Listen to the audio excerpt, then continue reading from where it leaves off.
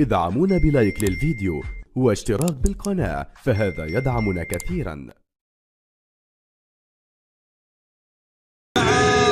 والتوثيق للحظة من لحظات هذه المباراة. قلت نعم، هناك فرق تصنع لتكون عابرة، ولكن أخرى تولد لتصنع المجد وتخلد في الذاكرة.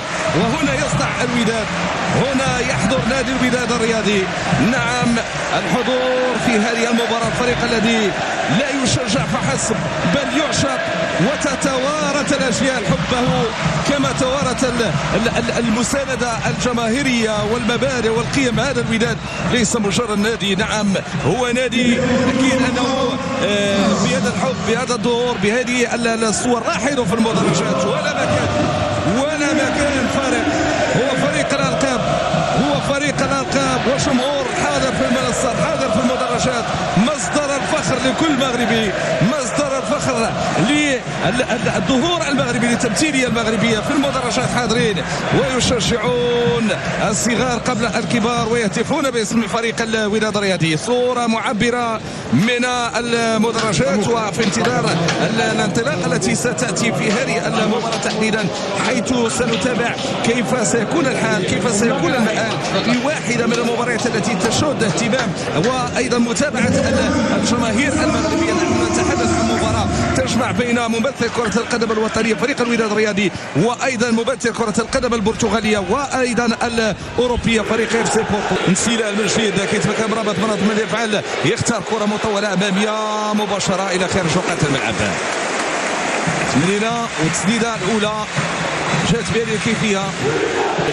انطلاقة، فرصة من الجهة اليسرى، اختراق، دخول داخل منطقة الجزاء، محاولة صوب الحارس الرايحي. انطلق سريعا من الجهة اليسرى، بذل مجهود، كان يبحث للوصول للكرة. لعبت بسرعة الكرة مع بطاقة صفراء حتما.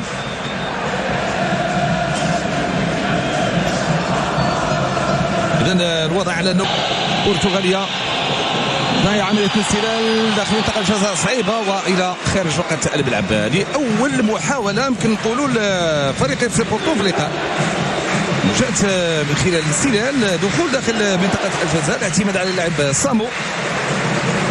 حاول أن فريق الوداد لورش يصفر، كان لبسة يده، يعلن الحكم عن لبسة يده.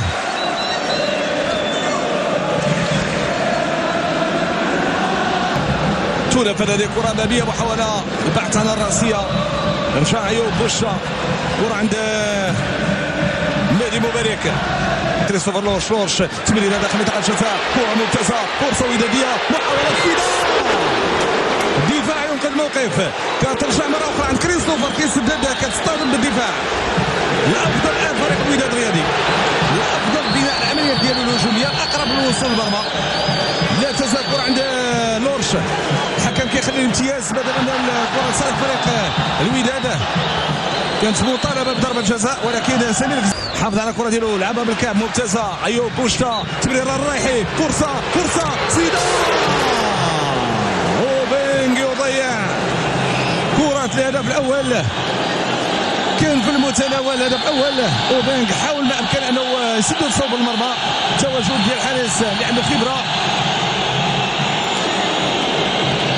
تحدث عند دياغو كوستا من الجهة اليسرى، كرة ودادية، محاولة هجومية بهذه الكيفية، تمريرة عرضية، ولكن صوب الحارس دياغو كوستا. صوب الحارس. تأتي بين الفين والأخرى محاولات يجب الاستفادة منها. لصالح فريق اف سي بورتو، كيحاولوا يسلوا مشى يمنى، الاعتماد على العمورة، كرة مميزة داخل منطقة الجزاء، وسامو يضع كورته في الشباك. 1-0 اف سي بورتو يفتتح التسجيل. لاعب يجد نفسه في الخط الأمامي، يتمكن من استثمار كرة عرضية، وبعد ذلك يحول الكرة صوب المرمى. بن هاشم يتفاعل بهذه اللقطة.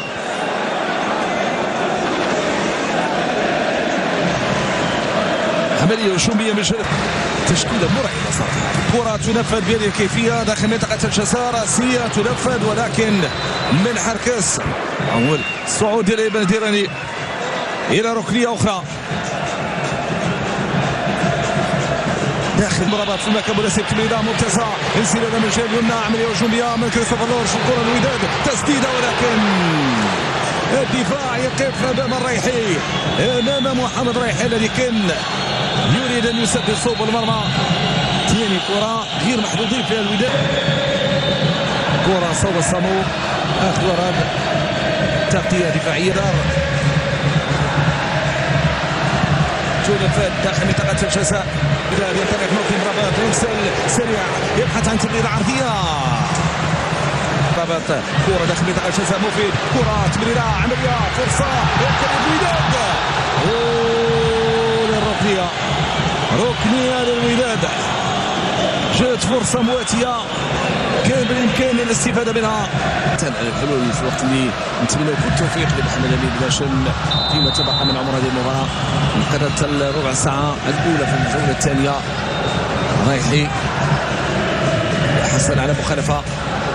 كريستوفر مع لورش كيرفع كرة عند بوشا داخل منطقة الجزاء. تسديدة فوق المرمى. جاته في وضعية صعبة. الخيار الوحيد هو التسديد نحو المرمى. لاعب بوشا تمرير عرضية.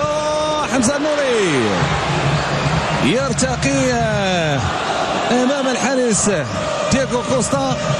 حمزة النوري حاول ما امكن انه يكون سباق للكرة العالية ولكن ما تمكنش من ذلك.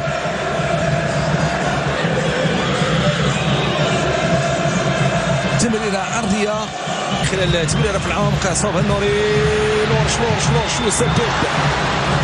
اختار الخيار المتبقي والتسديد صوب المرمى.